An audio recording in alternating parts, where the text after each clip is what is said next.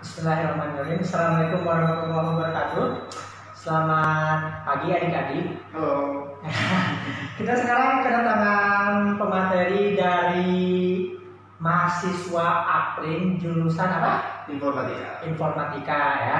Nah jadi kakak kenal Raka sih, manggilnya Raka gitu ya. Tapi nama aslinya Haryo Tomo ya? Iya, Haryo Tomo. Nah, jadi kita satu organisasi yaitu di KPM Jawa Barat gitu ya dulunya. Tapi saya mah udah enggak sih, senior kan. Ya Allah.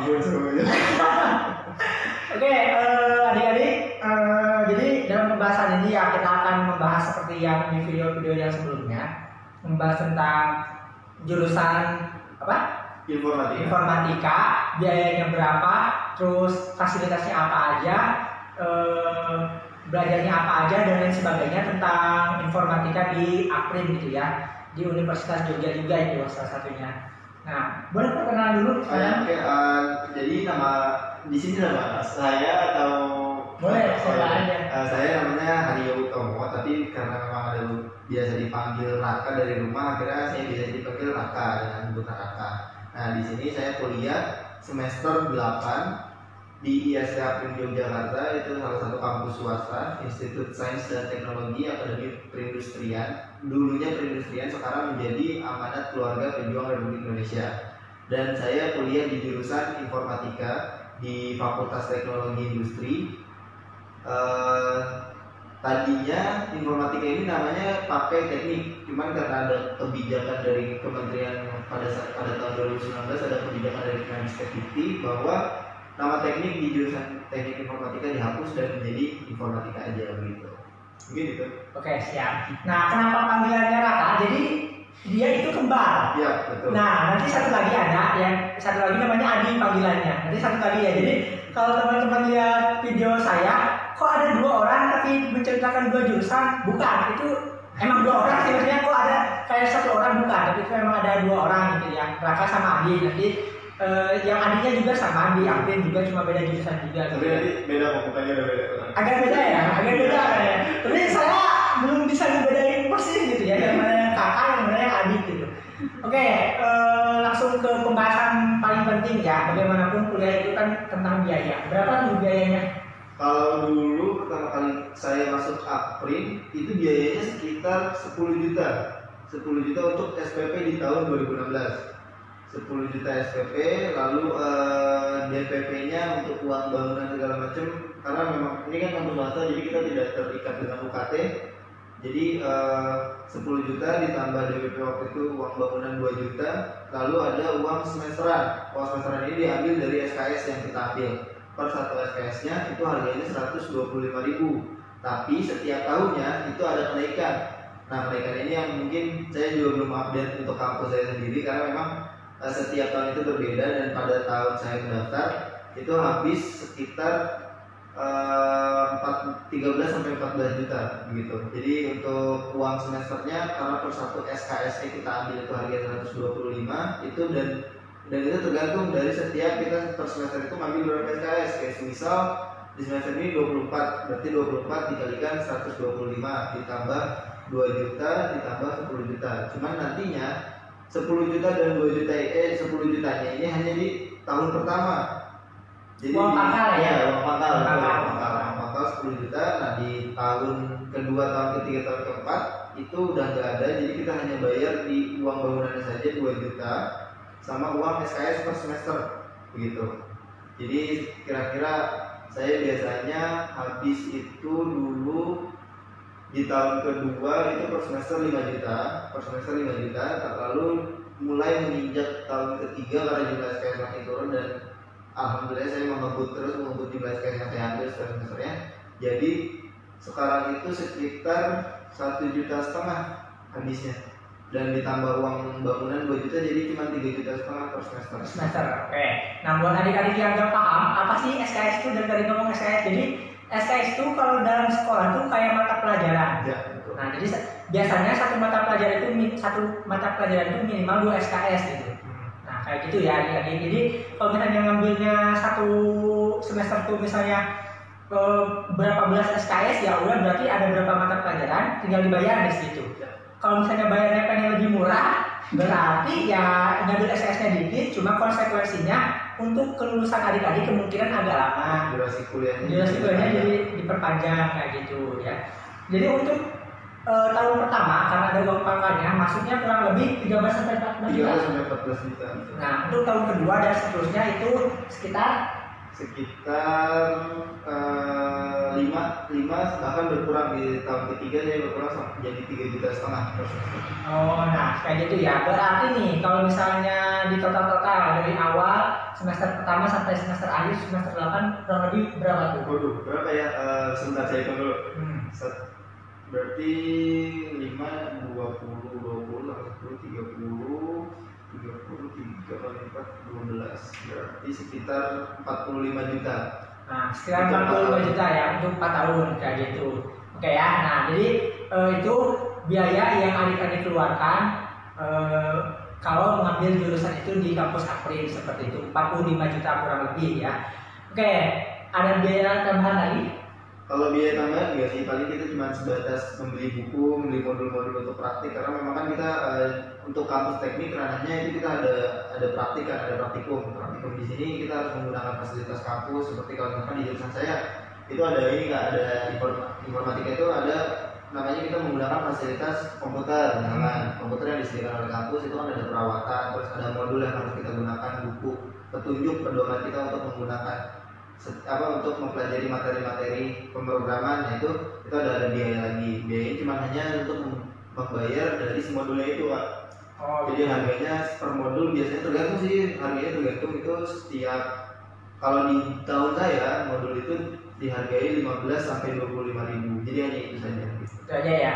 Nggak ada tambahan lagi. Nggak ada tambahan. Udah, oke. Nah, selanjutnya adalah biaya makan, biaya hidup, tempat tinggal dan lain sebagainya, gitu kan? Coba dijelaskan. Nah, kalau biaya hidup, kenapa saya pilih Jogja itu mungkin ada relasi apa ya? Kita bisa sinkronisasikan bahwa orang-orang kenapa sih bisa kuliah di Jogja, milih kuliah di Jogja karena memang yang pertama adalah biaya hidupnya tentunya murah, begitu kan? Biaya hidupnya murah. Dan ini sangat-sangat dirasakan semua mahasiswa gitu ya. Cuma saya aja Pak, kayak ada di sini pun sama. Jadi kita milih Jogja itu karena memang yang pertama adalah biaya hidup di sini murah.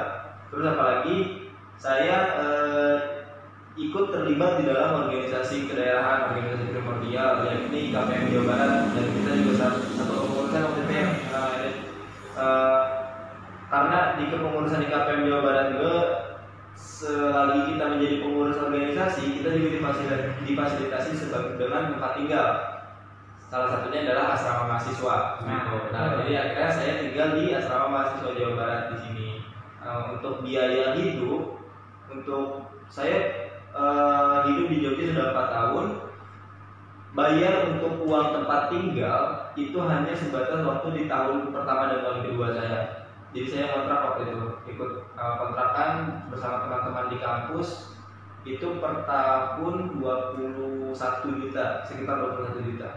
Gitu. Itu per tahun ya.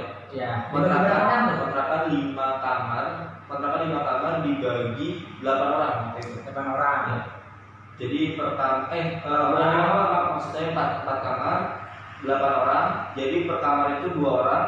Nah, satu kontrakan 21 juta dibagi 4 kamar dulu. Dibagi 4 kamar dulu kan sekitar 5 juta ya, 5 juta 250 dibagi karena per kamarnya ada 2 orang. Jadi dibagi 2 lagi. Jadi per orang itu cuman 1 tahun cuman 2,5 juta, sekitar 2,5 juta. Nah, bayangkan coba kalau di daerah lain selain di Jogja itu berapa? Kita nggak mau menyebut nama daerah, ya. Kita nanti ngerusak nama daerah lagi enggak ya? Tapi teman-teman bisa silakan nilai sendiri ke daerah yang lain berapa juta untuk kontrakan gitu ya. Nah, gitu. Betul, jadi mungkin ini sih kalau dari saya buat adik-adik yang mau pilih Jogja sebagai destinasi untuk melanjutkan pendidikan. Kenapa? Ini sebagai bahan pertimbangan saja. Jangan dilihat dari besarnya nominal yang tadi saya sebutkan kayak misal 1 tahun 21 juta, tapi dilihat dari per bulannya. Jangan langsung kita asumsikan bahwa harga segitu adalah harga yang mahal. Tidak. Kalau misalkan kita pecah lagi 21 juta, kenapa saya setuju untuk mengambil 21 juta per tahun? Karena dibagi 8 teman-teman gitu. Jadi kan jatuhnya murah per orang, 2,5 juta per tahun, nggak ada loh kontrakan di atas. jarang banget. Apalagi dibagi-bagi dipecah-pecah Iya, lagi gitu kan. betul. Nah, kayak gitu. Oke, untuk biaya makan gimana? Kalau biaya makan di Jogja itu murah, Pak. Bisa dikatakan dia salah satu kota yang mempunyai biaya hidup murah. Selain tempat tinggal yang murah, kenapa juga kita pilih Jogja? Karena memang biaya hidup di sini tuh sangat-sangat murah ya kayak. Betul. Yang saya tuh makan biasa di Burjo. Jadi kita di sini ada sebutan warung Indomie. Warung Indomie Ya. itu namanya Burjo. Yang dagangnya orang-orang Iya, Sunda. ya. Nah, yang jualan itu orang-orang Sunda dia. Nah, itu biasanya satu kali makan ayam, nasi, sayur, terus sama teh itu biasa 10.000 sampai 12.000. Tapi kalau kita mau cari lagi tempat makan yang lebih murah di Jogja pun bukan nggak ada, tapi justru malah lebih banyak sebetulnya. Iya. Saya sendiri selain suka makan di Burjo, saya suka makan di warung-warung pinggir jalan. Itu nasi lele di tahun ini, di tahun 2020 masih ada warung yang membuka dagangannya dan menghargai dagangannya tersebut. Satu porsi nasi lele sayur sama es teh itu masih harga 9.000. Itu di dekat kampus saya masih ada yang harga segitu, harga 9.000 udah maksudnya udah dapat lele juga, dapat nasi juga, dapat sayurnya juga, es tehnya juga, minumnya harga 9.000. Teman-teman coba bandingkan saja dengan kota-kota lain, apakah mungkin memang masih ada dengan harga segitu? Iya. Gitu, makanya. Jadi memang murah banget sih, murah banget. Iya, apalagi kan Jogja bukan kota biasa ya, kota istimewa ini, Iya. kota bersejarah juga kan. Kalian juga kalau liburan pasti ke Jogja kan, jarang kalau ke daerah lain gitu. Nah, oke, itu ya. Jadi biaya tempat tinggal, biaya makan, biaya kuliah, udah kita bahas. Ada biaya lagi? Kalau biaya paling, yang pengen saya share sebetulnya satu lagi sih kan. Di Jogja selain kita belajar, kita bisa refreshing, bisa tempat wisata, dan tempat-tempat wisata di Jogja ini terkenal murah-murah juga adik-adik. Jadi walaupun memang ada pengelola untuk wisatanya, kayak misalkan kita di daerah-daerah kita nih di Jawa Barat, tempat wisata itu malah jadi tempat sebagai kesempatan oleh orang-orang sekitar untuk mencari uang kan, pencarian. Tapi di Jogja walaupun ada yang mengelola tempat wisata tersebut, harganya itu hanya kita biasanya cuman disuruh untuk membayar parkir saja untuk menikmati fasilitas yang ada di dalamnya. Jadi bayar parkir hanya sekitar 2.000 sampai 3.000 per motor ya. Kalau kita menggunakan motor, sisanya paling kita jajan di sana, jajan Indomie, jajan Mokmi, paling cuma beli cemilan-cemilan gitu. Jadi makanya di samping kita mencari ilmu, kita juga bisa untuk merefresh otak kita dari kejenuhan tugas yang ada. Iya, karena kan kuliah juga pusing kan, kuliah terus ini ya kan. Nah, jadi kita juga butuh liburan, kan? Liburan di sini ya gitu murah banget. Ya mungkin ada yang mikirnya, kok bisa sih Jogja tempat liburannya segitu? Ya emang tertib di sini. Jadi orang-orang tuh mau datang ke Jogja tuh ada alasan gitu. Ya. Nah, kalau misalnya tempat liburannya parkir bayar, masuk lagi dibayar, ini lagi bayar. Orang mikir, kapok datangnya juga. Jadi kemungkinan baliknya itu nggak ada. Ya, betul. Nah, tapi kalau ke Jogja tuh, aduh kangen pengen balik lagi ke Jogja. Udah bikin Jogja istimewa nih. Nah, gitu ya. Oke. Nah, kita sekarang ngebahas ini nih, cara masuknya gimana nih? Cara masuk ke ISTP di Jakarta. Iya. Jadi untuk kampus saya sendiri itu ada tiga jenis jalur masuk. Yang pertama itu bidik misi. Terus yang bidik misi itu maksudnya adalah beasiswa untuk selama kuliah. Jadi kalau misalkan adik-adik ikut program ini, beasiswa ini, itu kalau misalkan lulus, untuk dapatkan beasiswa sampai lulus adik-adik akan diberikan beasiswa oleh kampus dan tidak perlu membayar uang kuliah sepeser pun gitu. Jadi dari pertama masuk sampai lulus kuliah, tapi lulus kuliahnya dimaksudkan di sini adalah adik-adik punya porsi waktu untuk menyelesaikan masa studi di kampus, yakni 4 tahun. Jadi adik-adik diberikan biaya gratis untuk kuliah di kampus itu selama 4 tahun. Kalau misalkan memang adik-adik bisa lulus ujian beasiswa ini, jadi nanti ada beasiswanya kok. Terus yang kedua adalah jalur prestasi. Jalur prestasi di sini diambil dari nilai rapot kak. Dari nilai rapot yang pertama adalah nilai mata pelajaran matematika. Kalau misalkan adik-adik sudah mempunyai nilai mata pelajaran rata-rata dari semester 1 sampai semester 5 itu di atas 85 atau minimal 8,85, itu adik-adik sudah bisa lulus dengan menggunakan tiket, yaitu tiketnya adalah rapor. Lalu ada juga untuk tes. Tes ini seperti biasa ujian mandiri. Kalau misalkan memang adik-adik mengenal di kampus-kampus negeri itu dinamakan ujian mandiri. Nah di kampus ISD pun ada ujian untuk masuk kalau semisal adik-adik tidak memenuhi persyaratan sebagai mahasiswa beasiswa atau mungkin bahkan tidak memenuhi persyaratan sebagai mahasiswa jalur prestasi. Tapi bisa juga adik-adik mengikuti jalur tes gitu. Jadi ada 3 jalur masuk untuk ISD di Jakarta. Gitu. Oke ya itu. Nah biasanya masing-masing jalur itu ada ini enggak? Biasanya ada kalau lewat jalur ini agak mahal. Oh enggak. Semuanya disamain. Semuanya disamain. Malah biasanya yang paling murah gitu karena memang digratiskan kan. Jadi biayanya ya paling cuma datang untuk mengikuti tes. Kalau keterima adik-adik langsung ngurus semua berkas-berkas, cuma hanya mengurus berkas-berkas, gak usah bayar apapun gitu lewat beasiswa sampai lulus teman-teman. Gitu. Mengenai kuota gimana? Kalau kuota sampai sekarang itu kuotanya sekitar 100. Cuma nanti kalau misalkan memang nanti sudah memenuhi kuota, nanti akan ada pengumuman. Webnya bisa diakses di www.aprim.ac.id gitu. Jadi nanti bisa diakses untuk informasi-informasinya di situ. Oke, nah itu ya buat cara masuknya. Nah mengenai beasiswa lain ada nggak? Kalau beasiswa lain yang dari luar kampus ya Kak, itu ada kayak semisal kemarin dapat dari BPDDIY, tapi itu teman saya. Maksudnya BPDDIY itu punya program beasiswa untuk putra-putri daerah yang kuliah dan di beasiswai kalau misalkan memang memenuhi persyaratan dan lolos dari tahap seleksi tersebut kayak gitu. Terus ada dari mana lagi saya lupa, waktu itu saya lupa nama instansinya yang memberikan beasiswa, cuman waktu itu untuk seluruh mahasiswa juga bisa, baik dari luar daerah maupun dari mahasiswa di itu sendiri. Dan juga masih banyak lagi kok adik-adik, jangan bingung untuk kuliah terus nggak ngapa-ngapain. Justru di sini peluang kita untuk mencari beasiswa karena memang di tempat di kampus itu sebetulnya kalau misalkan kita ingin mengeksplor diri kita, ingin berusaha untuk mencari, pasti akan ketemu kok. Beasiswa itu banyak di mana-mana sebetulnya adik-adik gitu. Nah, jadi gitu ya. Jadi memang beasiswa tuh lebih banyak ketika adik-adik masuk sebagai mahasiswa ya, daripada sebelum jadi mahasiswa gitu. Karena pasti kebingungan kalau. Iya, jadi adik-adik masuk dulu, nanti beasiswa. Iya. Itu lebih mudah daripada adik-adik sebelum masuk tapi pengen dapat beasiswa. Itu agak sulit.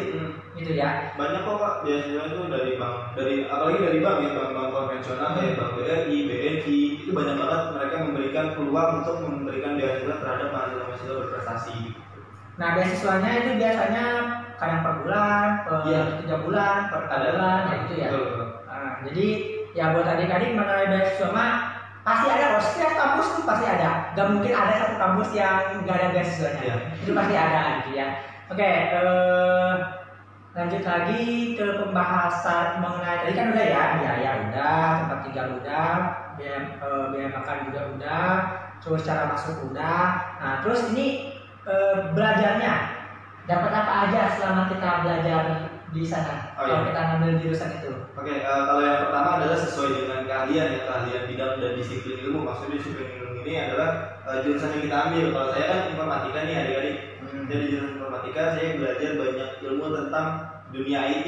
Misalkan ada pemrograman, terus ada jaringan, ada macam-macam lah pokoknya yang mengarah ke dunia IT. Namun untuk adik-adik jangan samakan dunia kuliah itu dengan dunia SMA ya. Jadi karena kalau misalkan kita memang pengen mengambil mata kuliah yang mempunyai profesi keahlian seperti misalkan teknik, itu kan ada profesi keahlian, kita harus lulus harus bisa ini itu gitu, ada poin-poin yang menjadi keahlian kita sebagai seorang insinyur gitu. Nah, adik-adik harus mengulik ilmu itu sendiri, jangan hanya bergantung terhadap ilmu yang diberikan oleh dosen di kampus. Karena memang ilmu yang diberikan dosen di kampus itu hanya sebatas membuka saja ilmu dasar. Tapi untuk mengulik ilmu tersebut lebih dalam, kita harus sendiri, gitu loh. Jadi di kampus manapun, kalau kita pengen hebat, kalau kita pengen jago untuk penerapan ilmu di jurusan kita harus bisa ngulik sendiri, kita harus bisa cari ilmu itu sendiri. dengan basic yang sudah diberikan oleh dosen gitu. Jadi di semester 1, 2, 3 sampai 8 tuh belajar apa aja tuh?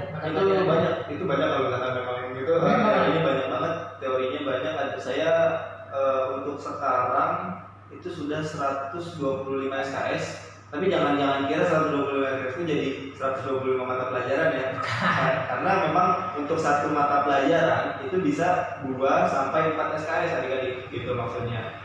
Terus yang biasa dipelajari di jurusan saya adalah yang pertama pemrograman untuk pembuatan website, pembuatan aplikasi Android, aplikasi yang sekarang bisa banyak digunakan oleh adik-adik nih, kayak misal Instagram, Gojek, itu kita bisa di jurusan kita tuh itu kita mempelajari ilmu-ilmu seperti itu adik-adik untuk implementasi di mana kita dapat maksudnya merancang satu sistem yang bisa digunakan oleh khalayak umum, oleh masyarakat luas begitu.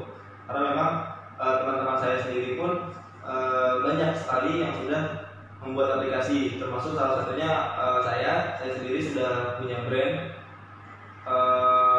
Insya Allah doakan saja saya untuk launching aplikasi tentang pendakian gunung dan mudah-mudahan ini bisa menjadi startup dari Yogyakarta yang pertama dari Indonesia gitu.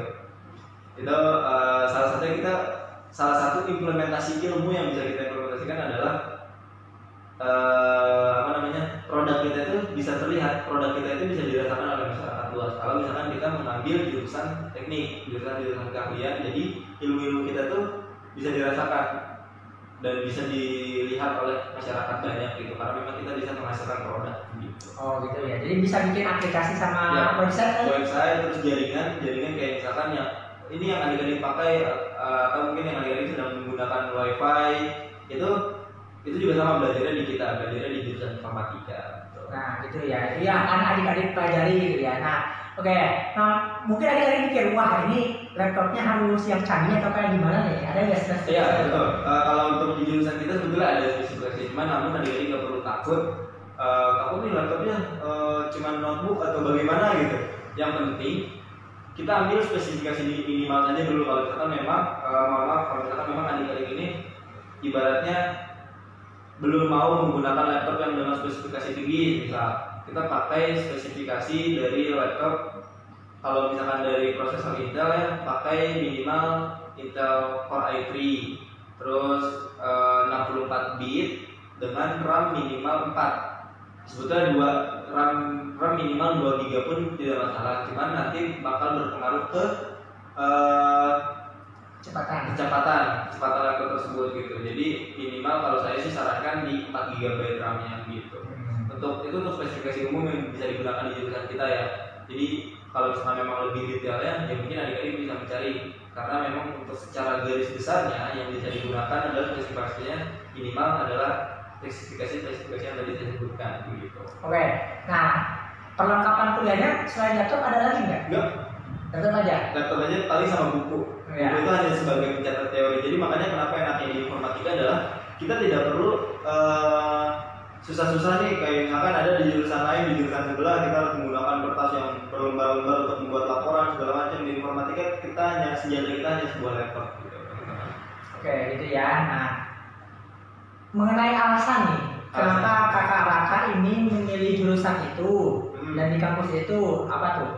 Yang pertama adalah dulu saya pertamanya iseng-iseng sih. Dulu saya itu, kalau ini jangan ditiru ya, kayak maksudnya informatika itu sebenarnya awalnya bukan passion saya kan. Bukan passion. Iya, bukan maksudnya bukan minat saya untuk menjadi seorang programmer gitu. Tapi ternyata ada beberapa masukan dari orang tua, dari teman-teman, dari orang-orang terdekat saya untuk memilih jurusan tersebut. Akhirnya oke, saya pilih.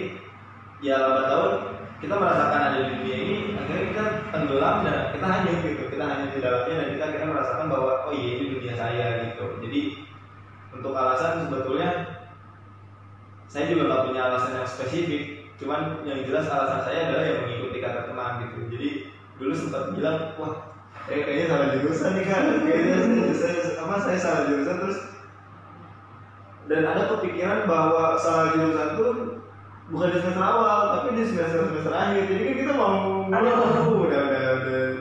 lama juga kuliah, udah keluar biaya juga, udah keluar biaya juga, kayak udah dipaksakan. Tapi alhamdulillah kok, maksudnya Tuhan itu, Allah itu tidak memberikan cobaan di luar batas kemampuan makhluknya kan, gitu kan. Jadi adik-adik nggak perlu takut kalau misalkan memang adik-adik terpaksa memilih jurusan informatika sekalipun atau mungkin jurusan-jurusan yang sebenarnya tidak diminati oleh adik-adik.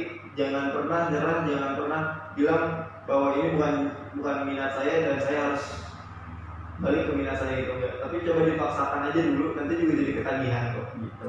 Oke, gitu ya. Jadi ini kakak nggak bisa menjelaskan nih ya, gitu ya, mengenai kenapa memilihnya. Nah, mungkin buat adik-adik juga yang masih belum kepikiran nih nanti mau ngambil jurusan ini, gitu ya. Nanti bisa konsultasi lah sama kakak-kakak gitu ya.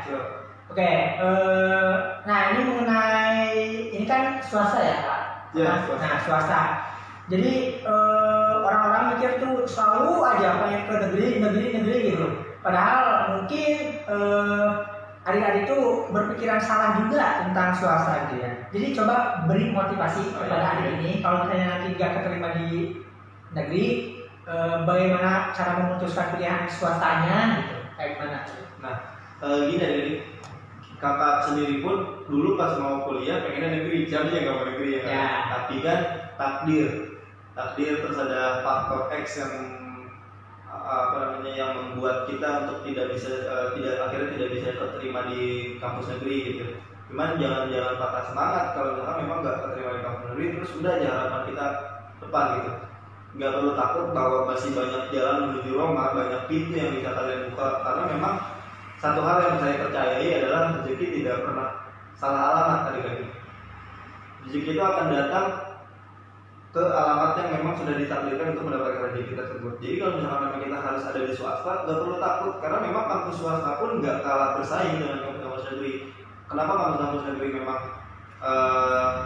lebih tinggi levelnya dipandang secara statusnya di pandangan masyarakat banyak? Itu karena memang yang pertama adalah kampus negeri kan sudah ada subsidi dari pemerintah, terus sistemnya juga sudah jelas gitu, pakainya gitu segala macam. Tapi nggak perlu takut karena adik-adik itu masih bisa berprestasi di kampus swasta gitu. Karena yang pertama adalah di saat dulu juga saya pengennya negeri, tapi ternyata kampus saya sendiri punya prestasi segudang.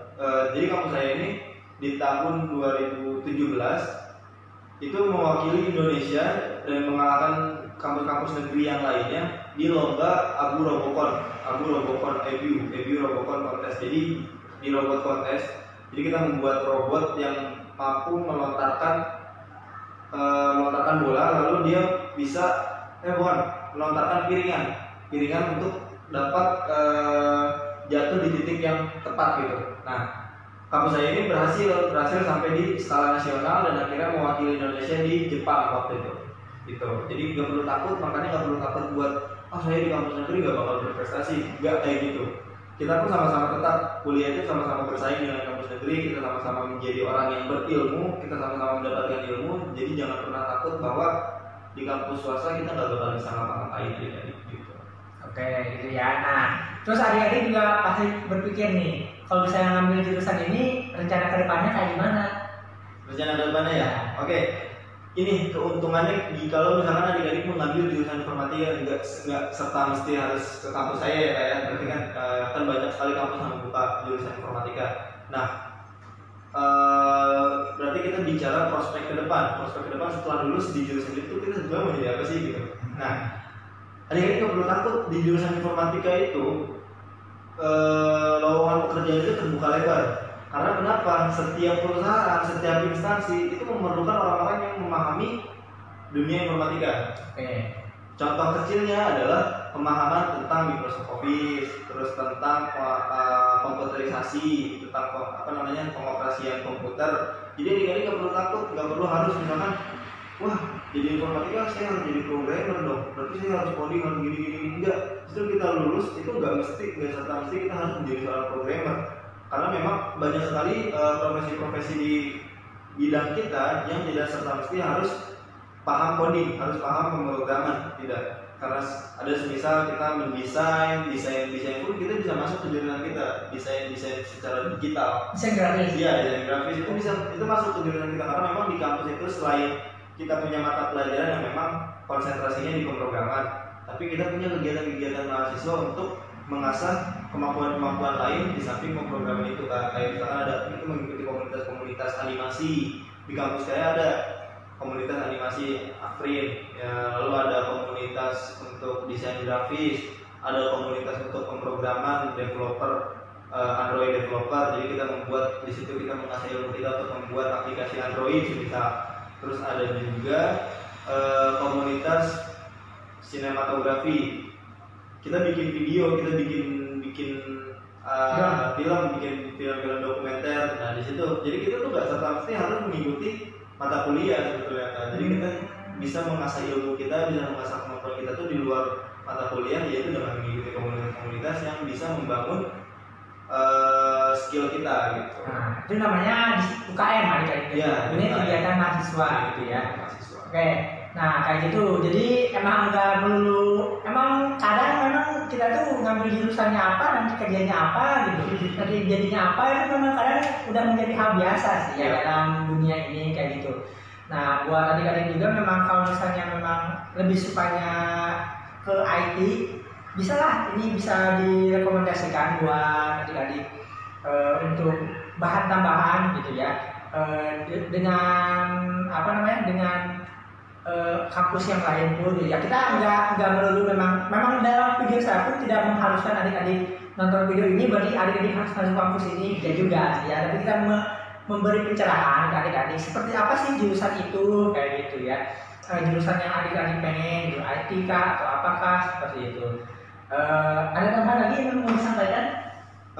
Mungkin jangan pernah merasa bahwa teman-teman tuh salah untuk melangkah gitu, karena memang setiap apa yang teman-teman rasakan hari ini itu adalah hasil dari apa yang teman-teman lakukan di waktu kemarin gitu. Dan juga teman-teman jangan pernah merasa bahwa berasa minder dengan teman-temannya yang sudah keterima misalkan di kampus negeri, enggak, karena semua manusia itu punya porsi dan takdirnya masing-masing teman-teman, begitu mungkin aja. Oke ya, itu ya. Oke, nah pasti adik-adik juga berpikir nih, dengan keadaan dia misalnya, dengan keadaan dia waktu dia SMA ini, apa sih yang membuat dia harus yakin ngambil jurusan ini? Misalnya, apakah emang harus kita jago komputer, matematika, fisika atau apa? Jadi yang buat kita tambah yakin kalau kita cocok di jurusan ini tuh apa? Nggak ada sih, yang penting kita bisa mengoperasikan komputer. Karena memang saya pun awalnya nggak punya bakat untuk menjadi seorang programmer gitu. Karena yang penting yang perlu diketahui oleh adik-adik adalah di saat kita memulai untuk masuk kuliah, semuanya itu dimulai dari nol. Semua teman-teman kita pun sama memulainya dari nol, secara teorinya, secara prakteknya. Jadi nggak ada yang pintar, nggak ada yang bodoh gitu. Karena semuanya itu sama-sama bodoh. Jadi nggak perlu takut harus punya keahlian ini, keahlian itu, enggak. Justru yang penting kita mau belajar, terus kita mampu mengoperasikan komputer, itu aja sih sebetulnya. Oh iya, jadi harus mampu mengoperasikan komputer dulu aja ya. Oke, kalau tadi mengenai nilai rapor tuh minimal 85